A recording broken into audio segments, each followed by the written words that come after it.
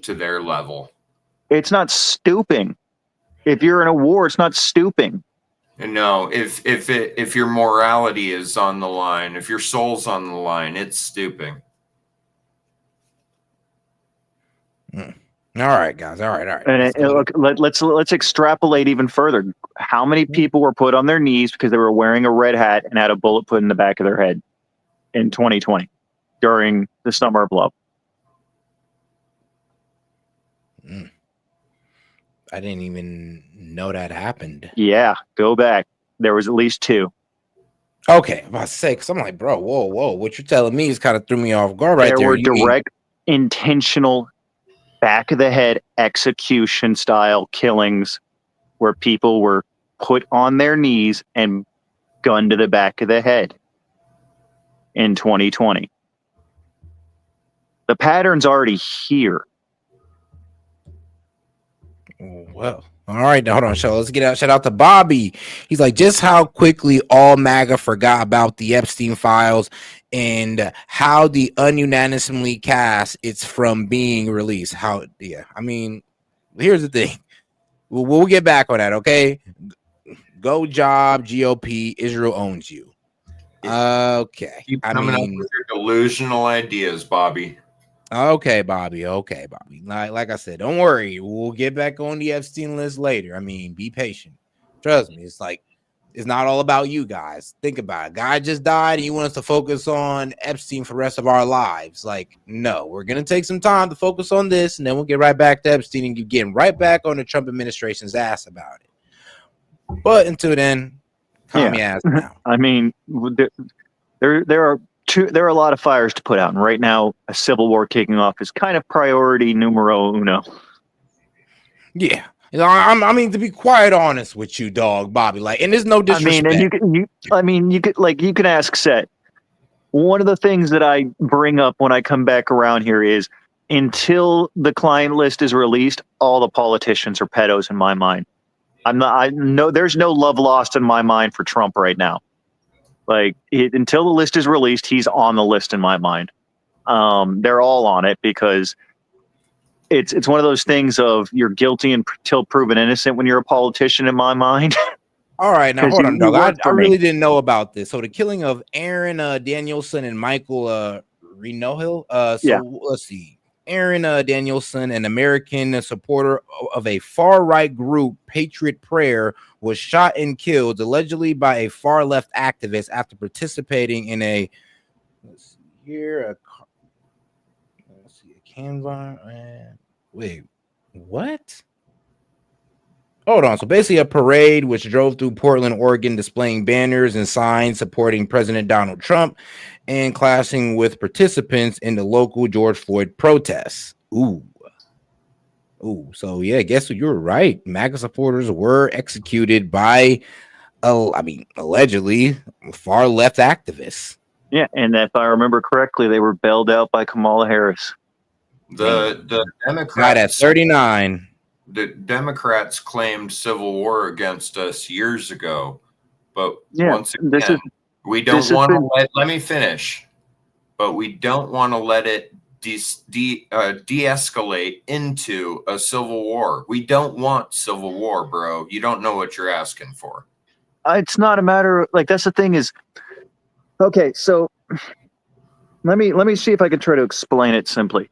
You don't get to decide whether or not it is or not by simply playing ostrich and sticking your head in the sand. Yeah, I do. If I grab my guns and I go out shooting around, I'm not saying go out and shoot around like this is like trying to argue with Dave on the Discord, where Dave always thinks I'm trying to be a naysayer or doomsday prophet of some kind. No, what I'm simply saying is Putin is over there still saying, after how many years he's been in Ukraine, this is a special military operation. This isn't a war. No, buddy, you're fighting a war. Stop fucking trying to pretend it's not a war because you call it a special military operation. Or the fact that we were in Iraq and Afghanistan for 20 years, but it wasn't a war. It was not a war. It wasn't a war. We never declared it. It wasn't a war, but we were there for fucking 20 years fighting a fucking war. Just because you don't call it a thing doesn't make it not a thing. A rose by any other name still will stab you in the hand with its thorns. I never disagreed with you on that. I'm just saying you're being a bit extreme. We don't have complete chaos right now. We have a president who is taking the National Guard in places that seriously need it. But you're missing my point. Asymmetrical civil war. I think you refuse to understand that I got your point. You're just trying to push it so hard. No, what I'm saying is, on the right, there seems to be a concerted effort to keep this. Let's try to debate them. Let's try to debate them. We're winning the debate. We're winning the game of ideas. What's your solution? I'm trying to understand, as someone who's not on the right, what is the damn end game if you just keep playing that strategy? Strategy. If so you're trying to goad the right into war right now? I'm trying to understand the end game, because here's how this works. One of the super chats I sent was, when diplomacy breaks down. I don't want to be like you. No, when diplomacy breaks down, it always goes to war, and the only way a war ends is to break the enemy. We don't want to be like you. I'm not asking you to be like me. I'm asking for an end game strategy. I'm asking for you guys to not be W right now. I can tell you exactly the end game. You're getting yourself into a quagmire. Go to your local church next Sunday, and you'll learn everything you need to know. Okay, no, stop with the Christian rhetoric, because you're not even arguing a real legitimate Christian argument. You're arguing some evangelical version of Christianity that doesn't even argue correctly. What I'm arguing right now, or not even arguing, I'm asking simply for an end game. You're getting ready to step into a quagmire the same way W stepped my happy ass into a quagmire, and I spent 7 years of those 20 years over there. Just keep asking for war. I'll No, I'm not asking for war. You're already in one. You just don't have an end game for it. Well, have you won yet? I'm not fighting it. You're in it. All right, guys. I think we're talking past each other on this one. Okay, so I'm not going to talk to him right now. S.E.T, you're on the right.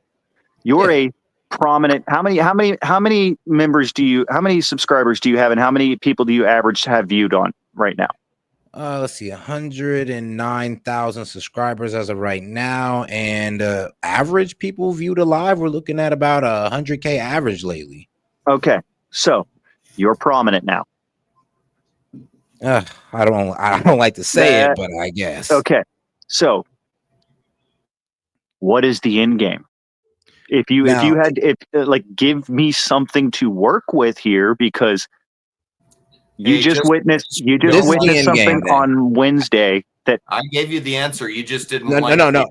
Well, man, I got him on this one. All right, so this would be the end game here.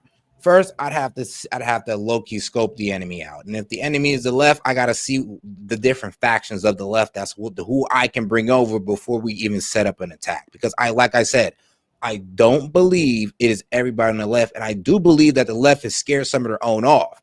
I think there's a lot of guys trying to jump ship off this rhetoric that the left is spewed. Clearly, I'm here, and I'm not on the left anymore. Because how long was I on the left? For years, damn near half your life. So if we can get those guys on our side, then we can position ourselves, because we don't want to go against people who actually agree with us. We don't want to go against people who are just sitting on the other side because we didn't give them a chance to cross over. It's like, let's not just draw the line too soon. Like we need to know who's standing with the bullshit and who's walking away from it. And then we'll start talking about an attack plan, a game plan with those guys that we brought over, because who knows their party better than them. That would be the end game, or that would be the attack plan, or the plan as of now. And that's what I feel like we're doing, in my opinion. We're waiting to see, all right, who's the crazies and who's the reasonable guys who we can bring over before we set up our attack, before we set up the game plan on these guys. And not a physical attack, but a social media attack on their character to make sure nobody ever listens to their dumbasses again. Okay, so in the time frame of that, how many more Charlie Kirks are you guys willing to lose? Because you're gonna lose Nah, I don't think we're gonna lose any. We're gonna we're gonna up the rate on it. First off, and most likely gonna start being blast shields at these engagements, just like what the president has. Like they will damn near be mandatory for these engagements. Actually, I would almost put it on the city to start setting these up for these guys so they can avoid it. One would hope. One would hope, but here's the issue I see. Mm-hmm. We saw a downtick in serial killers. Serial killers have pretty much faded out. That's an old thing. They don't really exist anymore. I've studied Cascu pretty closely. Cascu is like the FBI's serial killer unit. They're like, okay, yeah, we should have about 50 active, but they're not doing anything. I don't know if you're familiar with the lead poisoning hypothesis behind serial killers, but there's pretty good evidence it was actually because of lead poisoning that serial killers existed. Wild.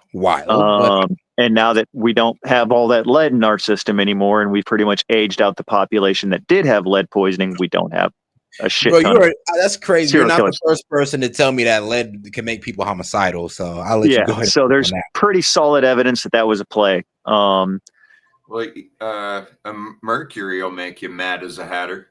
Oh yeah, yeah. All right, though. Hold on. Now I have been neglecting the super chat, so shout out to Ryan Sanders. Bobby is smoked, and shout out Bobby coming in again. He says Kirk was recently talking and questioning Israel and Epstein ties, and you guys are fighting left versus right sheep. And then, well, I'll come back to that one. But Ryan Sanders coming in again. Source any examples of that, Bobby. We are waiting. I mean, please. All right. So, I mean, okay. Because I think you're too focused on Israel and Epstein, my friend. Because here's the thing: we're going to get back to them. That's because he's probably watched Europa, that one fucking video, and he's just obsessed with it. He's down that rabbit hole. Yes, you seen Europa? Yeah, he's down that rabbit hole. It's a pretty radicalizing video. Like, I ain't gonna lie, it takes a pretty level-headed mind to watch Europa and not come out a white nationalist. It's a very well-made documentary for propagandizing a certain segment of the population. I mean, but they had some facts in there that I'm still. Oh yeah, no, that's what I'm saying. What's that old saying? The devil uses 90% truth and 10% lies, and will get your ass real quick with that 10% lies. Yeah, it's like, trust me, bro. It would take too long. It would take too long to comb through and try to like look up, like, dog. When it came to look it up on information, I'm still on like episode 6 out of 11. Yeah, that and Zoomer Historian. Zoomer Historian's a really great channel if you want to learn like really good solid history on World War II, like Hitler's life and stuff like that. But if you go into it with the wrong mindset, you'll come out loving fucking Hitler. Yeah, you will. I mean, you call Hitler the best socialist to ever touch Earth. It's like, what? And it's so funny because like I've sent it to people. I've introduced people to that channel. They come out on the other end of it. I'm like, oh, I shouldn't have sent it to you. That was a bad idea. Your brain wasn't ready for that. But man, actually all part of the Communist Manifesto. Think about the show Lucifer. Doesn't Lucifer? I'm convinced nobody's ever actually finished Das Kapital. Like I think aside from actually the guy who wrote like actual Marx and his little team of people that wrote it and the editor, Europa Last Battle. I don't think anyone has ever actually read all the way through. I have never read it, and I was a dyed-in-the-wool communist for 2 years, and I got like halfway through, and I was like, this is just too much. I wouldn't tell too many people about that. Like that book is just too much, man. And I'm thoroughly aware that I'm pretty sure almost every communist is just a Cliff Note reader. I'm done. He's like, ain't nobody. Somebody read that full thing, like got the full ideology of it in. He's like, no, we just read half of it and just ran off with it after that. Yeah, like, I swear, because it's like, dude, that Marx is not a good writer, dude. It's like trying to read Tolkien while drunk. It doesn't work. But so the plan you came up with said it's not a bad plan. It's got a like almost a hearts and minds strategy to it, which would have worked in Iraq and Afghanistan if we didn't also have really shitty like operations going on that were counterintuitive to hearts and minds. The big issue I see with it is, I mean, you can't win hearts and minds while bombing. You have layers to the left that will, like I showed with like how he was operating like a useful idiot immune system today, right? And for every argument you deal with, because the way they linguistically shift and mold and twist, you bring over some to the equation. Like for me, a lot of the reason I even broke away from the left is because I'm more anarchist than I was left. Like I only really argued leftism because the economic aspects of it. I was never socially left. I was never any other aspect of left except for the economic side of it, because capitalism just doesn't work functionally. And that's because I know capitalism hasn't been a thing since the Industrial Revolution. It just doesn't work underneath an industrial system. Well, I disagree. Yeah, we'll have to disagree on that one. But even then, I finally rejected socialism because I'm like, we're in the 21st century. Why am I arguing over 1850s economic systems? Like, we need a 21st century economic system. This is stupid. We're arguing over systems from the Victorian era. This is dumb. Always has been. Gold has been currency for a really long time, and you're not getting rid of gold. It just went up again today. Well, I mean, valuable resource. Well, yeah, I'm like, in terms of currency, I'm not opposed to a locked-in currency, but in terms of how we functionally operate an economy, I think we're at a point within the 21st century that I think within the 21st century, we are kind of getting to the point where it's like, yeah, we need to get away from centralization, and I'm not sure how we do it, and I'm not willing to put any more mental bandwidth into economics. Like, I was just like, I'm ditching economics. And the left made it really easy when they started shooting people. So I'm like, okay, cool. I'm just going to ditch the left entirely because I don't need to worry about economics. I'm sticking to philosophy and anarchy now. So I just ditched their asses. So in terms of the rest of the left, a lot of them are philosophically left. They're politically left. They're not economically left. You're not going to be able to win them over on the economic arguments because they're not really economically left. They're philosophically left. That's why you get the transhumanist movements. You get the like the idea that you can take a human being and make them more than human. What do you mean? Stuff like cyberization and stuff, bioengineering. Do you think it's not possible? It's not a matter of it not being possible. It's the fact that it. All right, guys, hold on. We went too far off topic. Let me get back onto the internal strategy. There are some you could break away because they're not dyed in the wool. The ones who aren't dyed in the wool, they'll break off easily, especially once the fighting starts getting obvious. They'll break off. The problem I see is the layer behind that, the ones who will dox you, the cancel culture side, the ones who are willing to actively celebrate killing.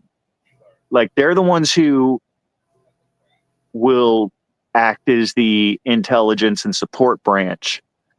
And then behind them are the crazy sons of bitches who will sit there and for months on end plan, strategize, and sit there and meticulously carve words into bullets with the full intent. And all right, guys. All right. So that's the issues you got to understand there. For every 3 that you might be able to peel off, there's probably 5 behind them that you're not going to be able to peel off. I'm willing to accept those odds. But all right, though, let's get right back to the video. So that's the quagmire that you're dealing with. Were you there? Were you? Excuse me. Are you in the United States? Are you an American citizen? I just returned from the United States, as a matter of fact, but I don't need to be in the United States. Okay, so wait, are you an American citizen? No, are you an American citizen? With the price of fish. Are you an American citizen? Nope. No, I want to ask you a question because you're looking down, you're reading stats and facts, and I don't know where the hell your sources are from. But guess what? As an American, from seeing what they did, excuse me, I let you talk. Please let me talk, okay? From what you mean to tell me what the left, your darling left, has done to the Republican Party and Donald Trump alone for 10 years, the calling for violence, the Hitler, like Bats just said, all the negative rhetoric, hold on, to the impeachments, to shooting him in the head, and him saying, I want peaceful protesting, and then the FBI informants, all the confidential human resources inside the freaking car on January 6th, that's a whole different argument, debate that you don't want to get into. But as an American who lives in America and is a veteran, we see what's happening. I don't care about your ChatGPT stats. The left is the party that is inciting the violence and causing the problem. Okay, I want to bring in another guest now who will then join the panel for the rest of the show, Konstantin Kisin, author and host of Trigonometry. Konstantin, I've seen from your posts that you've been very personally affected by the death of Charlie Kirk. Where does this horrific murder leave us in relation to political discourse and the safety of public figures as a consequence? Do you know, Piers, I don't know if I've been personally affected, but I know that I've received messages from hundreds of people at this point, ordinary people, many of them nothing to do with politics, never paid attention to politics, never really cared, who were horrified and shocked by this in a very profound way. And I think it's a number of things. You know, you've just had this very fierce discussion about political violence, and we're talking about politicians. But people forget that Charlie was not a politician. This is a 31-year-old guy who went around college campuses, and now his two young children. I mean, I was putting my son to bed last night, and I was thinking of his kids. And I know that millions of people around the world are thinking about that because they didn't see Charlie as a politician. Because I guess with America's history of political violence, all the way back to Abraham Lincoln, we kind of know that these things can happen. But I think what this has done is it's taken violence into a whole new realm. It's taken violence into the realm of people who just have conversations, for God's sake. And I think this changes everything in a very profound way. Of course, it has the potential to chill the debate, to scare people away from saying the things that they believe, the things that they think are important to say. I hope that doesn't happen. I know that my experience and the experience of many other people who do speak in public over the last few days has been a shock and horror and perhaps fear too that has morphed into resolve and an unwillingness to let this become the way that our conversations become silent, which I think is what Charlie would have wanted. But as for the debate we've just heard, look, I'm in a very conciliatory mood, and I think it's important that we're all responsible with our words. But I found it difficult to sit there and listen to this preposterous conversation you've just had. I don't understand this time last year, I sat across from one of your guests, Cenk, on that particular occasion, in which he tried to persuade me for 20 minutes that Donald Trump was a fascist. That's how the left talks about their political opponents. And I'm someone who's not politically affiliated. I'm just looking at the facts of what I see. We have had for the last 10 years, what has happened to the word Nazi as a result of the woke left's behavior is completely unacceptable. This is a word that we had for a very specific group of people that was supposed to describe people who believe in National Socialism and fascism. These words have very specific meanings, and the meanings that they had were very important for being able to describe people who are actually of that opinion.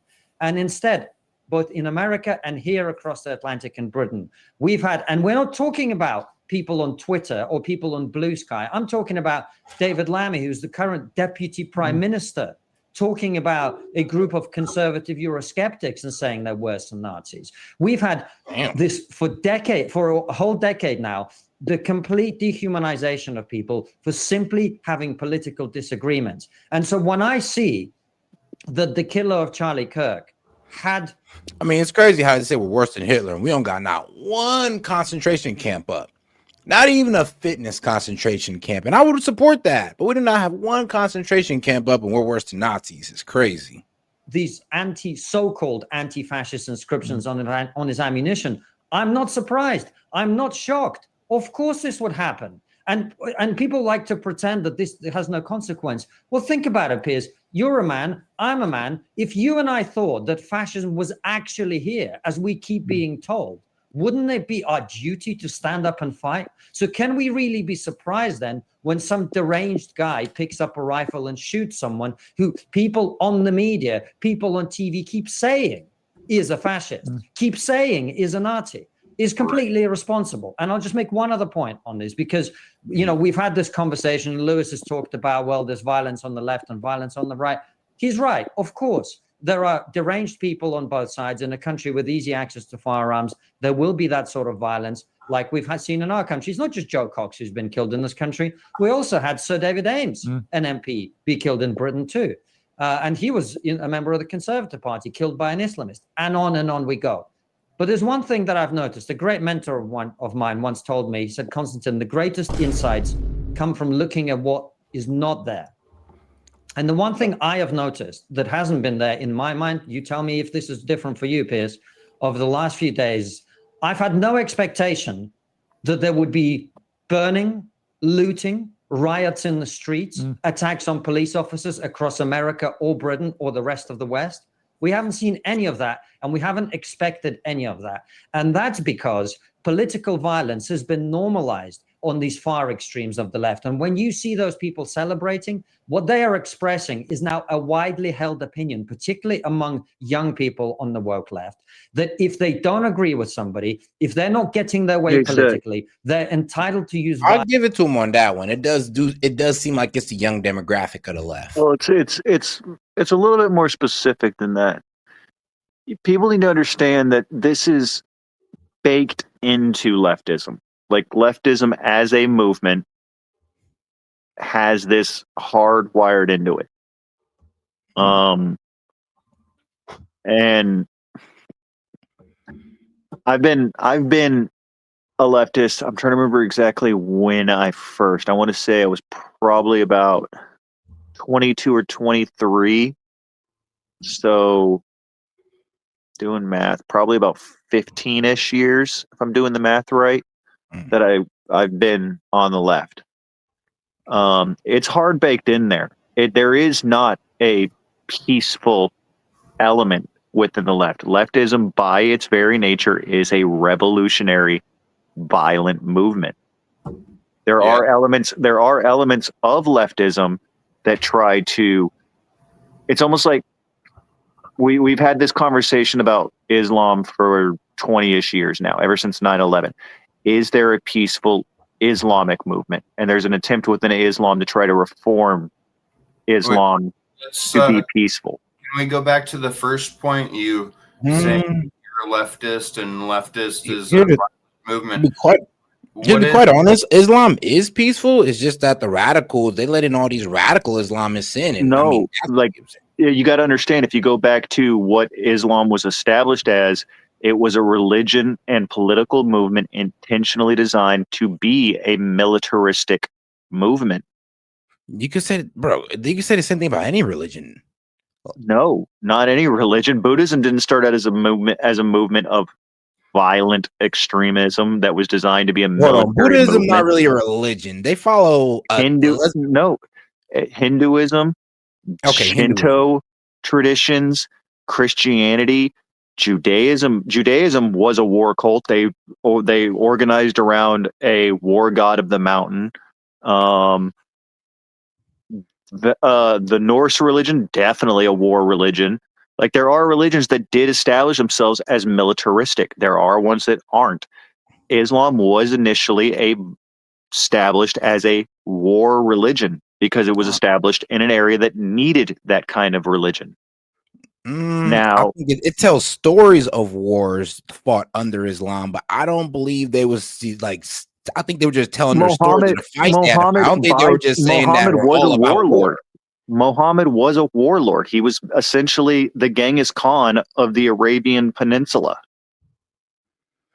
Hold on. He also ended slavery in that area as well, though. Okay. Do you don't exactly end slavery peacefully usually? I would say this: Christians done the same thing, and we're not calling them a wartime. I very much argue that Christianity has spent more of its time as a war religion than a peace religion. Again, they broke up. Their God is the same God as Judaism, so by definition, their God is a war god. All right, well, at least you're being consistent. I was just making sure. Okay, I'm like, all right, well, you're being consistent with the argument. Jesus is the son of a war god who came down and was like, hey, look, I know my dad's kind of this guy who likes to literally vaporize cities and turn wives into salt, but I'm here to be like, hey, sometimes we need to be chill and turn the other cheek. But buy a sword anyways. Yeah. And the next time I show up, I'm coming in on a horse with a sword and I'm going to fuck the world up. First, I'm going to blast your ears out with a horn. Yeah. Like if you read the Bible, there's only very short windows of time Jesus is chill. It's like a 3-year window of his ministry. He's chill. The rest of the time, about all prophets. The only chill prophet was, well, Buddha. Yeah, like, okay, so that's what I'm getting at is when you look at leftism specifically, leftism does not has an ingrained strategic structure to it, like the Vanguard Party. It inherently is a structured revolutionary movement all the way back from the start. All the way back. Like there's very few leftist movements that are like, yeah, let's do it peacefully. Even the idea of unions in like America, like some of the earliest leftist movements, they were like, yeah, we're gonna have strikes, but we're also gonna have these guys on the outskirts that when they bring in the union busters, their entire job is to break the knees of the guys who were trying to bust up our unions because they were dealing with Pinkertons. Like their leftism by design is designed to be inherently a revolutionary movement that is designed to also have ingrained counter-revolutionary mechanisms in it. My question. I mean, the way it's functioning right now, I see your point. Why would you choose that? Because at the time I was in the military and I was ingrained with a very violent streak built into me. And I also saw the inherent necessity of, like, we're a species that's inherently violent. Like we're hairless apes, and if you look at all the other apes, we're inherently violent. I would actually say we inherently want to survive.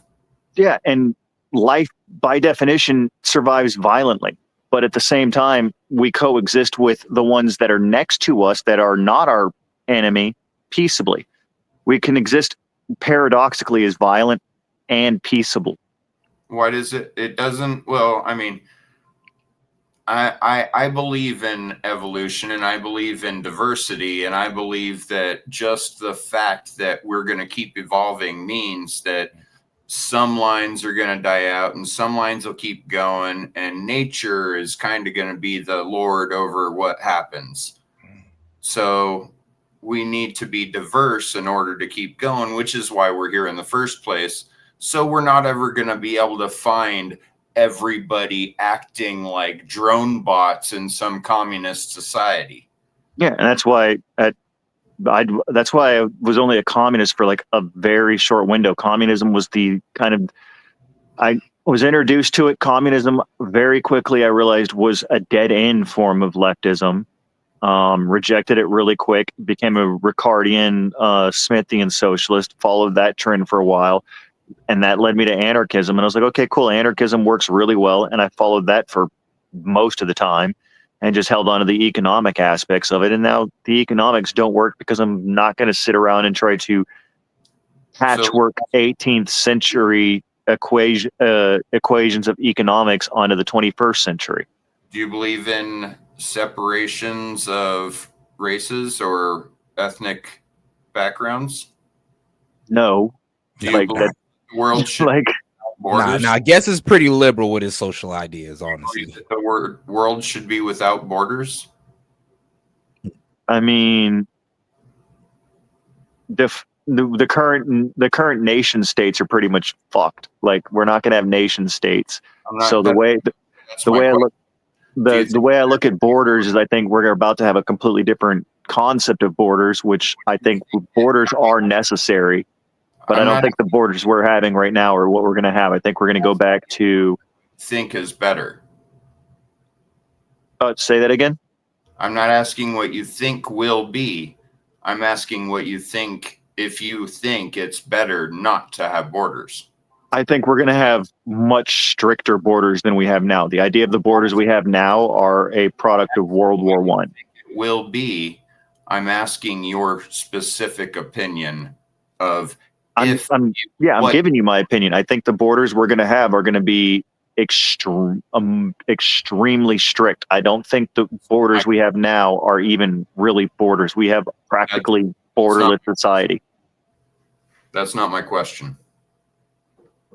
I think I'm answering your question pretty solidly. I said we're going to have much stricter borders, and that is me answering yes, I think borders are important. You want. All right, guys. We're gonna go ahead and get on to this PragerU video because I did want to show it to guests. I kind of want to see if you agree with this. All right, guys, let's get into it. What's the difference between a liberal and a leftist? This question stumps most people because they think liberal and left are essentially the same, but they're not. In fact, liberalism and leftism have almost nothing in common, but the left has appropriated the word liberal so effectively. Almost everyone, liberals, leftists, and conservatives, thinks they are synonymous. But they're not. Let me offer you 6 examples. 1, race. This is probably the most obvious difference between liberal and left. The liberal position on race has always been A, the color of a person's skin is insignificant, and B, those who believe race is significant are racists. Meanwhile, the left believes the very opposite. To the left, it's the liberal attitude toward race. It's unimportant. That is racist. That's why the University of California officially lists the statement, there is only one race, the human race, as racist. And liberals have always been passionately committed to racial integration, while the left is increasingly committed to racial segregation, such as all black dormitories and separate black graduations at universities. 2, capitalism. Liberals have always been pro-capitalism because liberals are committed to free enterprise and because they know capitalism is the only way to lift great numbers of people out of poverty. It is true that liberals want government to play a bigger role in the economy than conservatives do. But liberals never opposed capitalism, and they were never for socialism. Opposition to capitalism and advocacy of socialism are left-wing values. 3, nationalism. Liberals believe in the nation state, whether that nation is the United States, Brazil, or France. But because the left divides the world by class rather than by national identity, the left has always opposed nationalism. So, while liberals have always wanted to protect American sovereignty and borders, the left is for open borders. When the writers of Superman were liberals, Superman was a proud American whose very motto was truth, justice, and the American way. But that all changed a few years ago when left-wing writers took over the comic strip and had Superman renounce his American citizenship to be a citizen of the world. Globalist. The left has contempt for nationalism, seeing it as the road to fascism. Better that we should all be citizens of the world in a world without borders. 4, view of America. Liberals have always venerated America. Watch American films from the 1930s through the 1950s, and you will be watching overtly patriotic, America-celebrating films, virtually all produced, directed, and acted by liberals. Liberals were quite aware of America's imperfections, but they agreed with Abraham Lincoln that America is the last best hope of Earth. The left, however... Hold on, man. Shout out to my man, Dr. Luke. Dr. Luke the GOAT. Long time no see, brother. He says, violence is encouraged by the left extremists and discouraged by the far right. I mean, yeah, that's the truth. But guess dude is kind of saying that we might need to kind of abandon that mindset. And shout out to Bobby. Liberals cry when someone says something they don't like. Conservatives are now for censorship only if they like it. Same side of a different coin. You know, I've had experienced that a little bit. I'm not even gonna lie. There is some topics that people on MAGA don't want you talking about. I will give you that. But I'm gonna say it like this though. They're not gonna sit there and try to cancel you over it. But I don't know. They will unsubscribe and stop following you, and that's respectable. That is what it is. Ever believes the left is the last best hope of Earth, and regards America as racist, sexist, homophobic, xenophobic, violent, and imperialistic. 5. Free speech.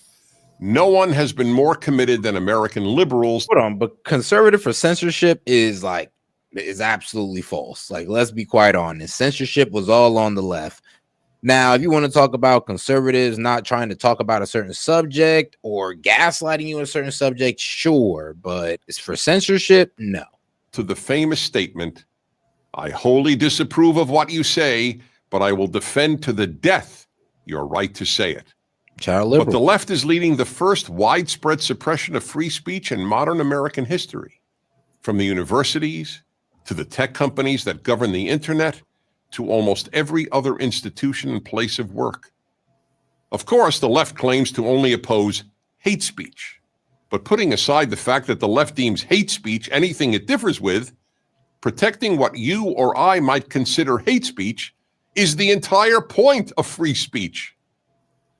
6. Western civilization. Liberals have always championed and sought to protect Western civilization. Liberals celebrate the West's unique moral, philosophical, artistic, musical, and literary achievements, and have taught them at virtually every university.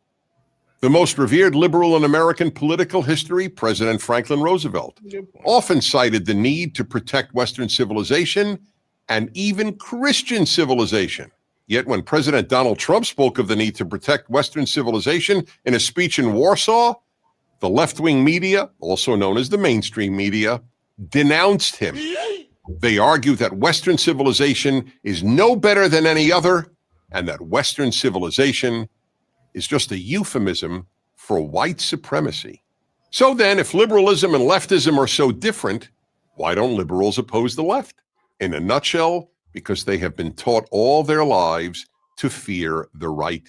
But as one of the best-known liberals in America, Harvard Law School professor Alan Dershowitz said, as a liberal, as an American, and as a Jew, I far more fear the left than the right.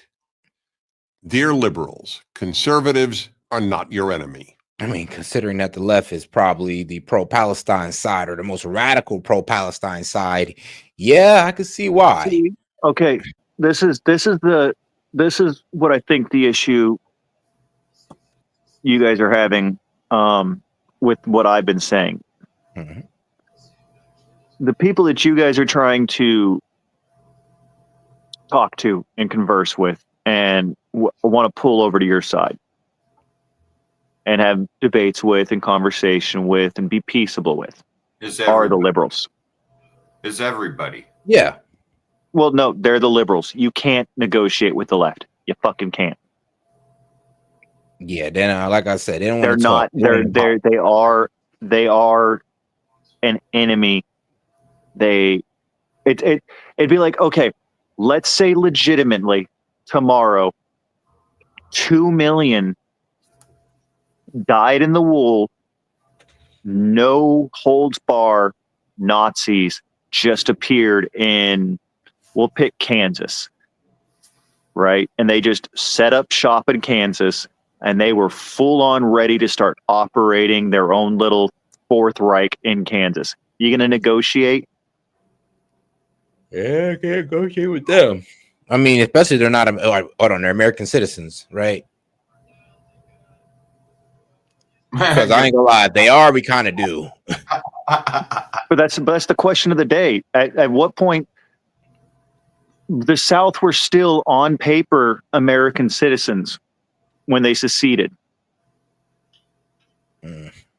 So you pretty much asking us at what point do we stop seeing them as American citizens? No, at what point? At what point, even as American citizens? Because when a cop has to shoot another citizen, because something has escalated to the point where one citizen who's been authorized because of a badge has to escalate. If it escalates to a point where they break the laws, just like every other citizen, and they have to pay their debt to society for whatever laws they break. But at a certain point, when it becomes asymmetrical and they're escalating beyond the scope of being able to say, okay, now the police can do it. Talking about? Are you saying they have their own nuclear missiles that'll bomb us if we don't? No, I'm saying like they have got kid on roof with a 30 caliber rifle and are popping. One of our federal police officers will snipe their ass. But that didn't happen. It will. A father was killed and two children are left without a dad to tuck them in tonight. Yeah, well, yeah, God has his plan too, but we tried. Like that's what I'm trying to get at is I don't think it's going to be as easy as you think it is. It gets to pull this off again. Unless they're about to come with a grenade. You leftists, like you said, are so violent that you're just going to make it worse, and you're going to bring in the fascist oligarchy that you fear. It's first off, there's not going to be some fascist oligarchy that's going to appear from this. I'm saying if you're already in a war, tucking in and going ostrich isn't the way to operate.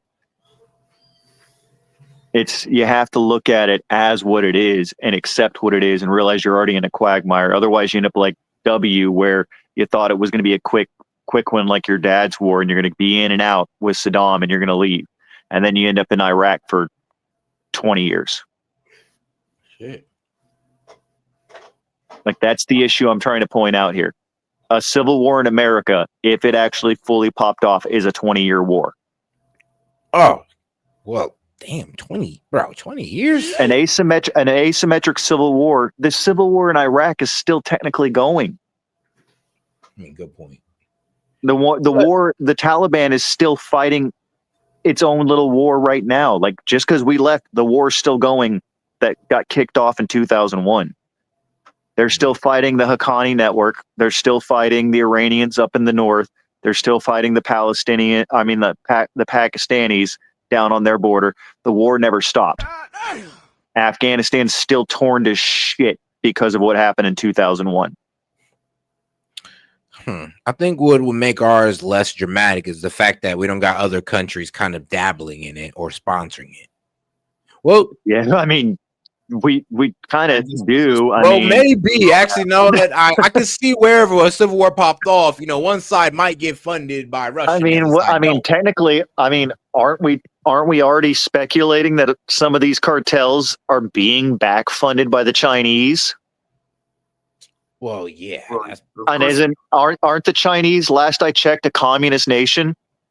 Well, yeah. So the civil war was to pop off. China's going to support the leftists. And Russia and India is going to support us. No.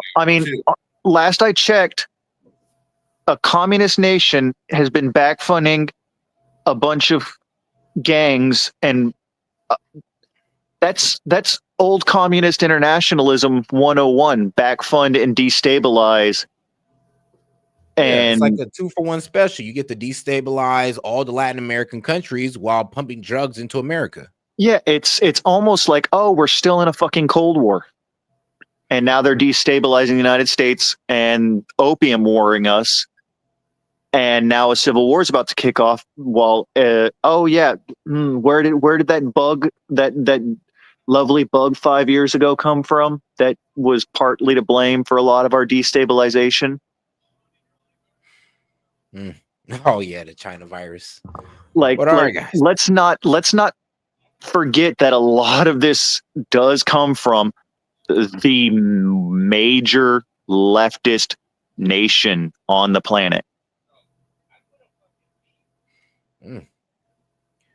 Well, I say this, guest, so you left me with a lot to think about, but we're going to go ahead and close off on this one as well. I guess I further think about this whole battle strategy, apparently, that we might need to take on. But, man. All right, guys, we're going to go ahead and end it here. Yep. We're going to go ahead and end it here, guys. Make sure you guys double tap that screen and like the video. Make sure to subscribe to the channel if you haven't already. We do this every night, guys. All right, guys, I will catch you guys tomorrow. This is Set with Set Media. Peace. Oh, once again, man, shout out to my man Maine and guest, dude, for hosting as well, for co-hosting with me. Hey, great to see you, Set. Good to see everybody. Take it easy. Peace, guys. Today, modern AI is quite advanced, except two problems. It is censored and it takes your information. Well, it's hard to find a tech company that don't. But let me introduce you to one. Shout out to my sponsor, Venice AI, which allows you to protect your information and avoid censorship. Now ask yourself, why should a team of programmers at these leading AI apps be the ones to decide what is okay for you to ask and think? Also, would you be comfortable if the presidential administration could govern what AI tells you? Man, I know I wouldn't. But also, while you think about that, did you know that, let me tell you this, it's gonna be crazy, but ChatGPT has a former director of the NSA sitting on their board right now, guys. And shout out to that man, Edward Snowden. He called this a willful, calculated betrayal of the rights of every person on Earth. And we all know how Alexa is. Alexa listens to us and recommends products based on our conversations. I mean, talk about a violation of privacy. But guys, these are just a few reasons I decided to team up with Venice AI and get you a better options or solutions to your AI needs. Now, guys, you can go ahead and check these guys out with my promo code. So shout out to Venice AI. Now, if you want to use AI without fear of handing over your most intimate thoughts to a corporation or government, you can get 20% off a pro plan using my link, Venice AI SET, and use the code SET. Man, so shout out, guys. So make sure you guys use the code. Put it one more time for you guys right there. Once again, guys, if you guys want to go ahead and have unleashed AI, uncensored AI, go ahead and tap in with my guys at Venice AI, guys. Hey, this is Set and appreciate the support. And shout out to the sponsor.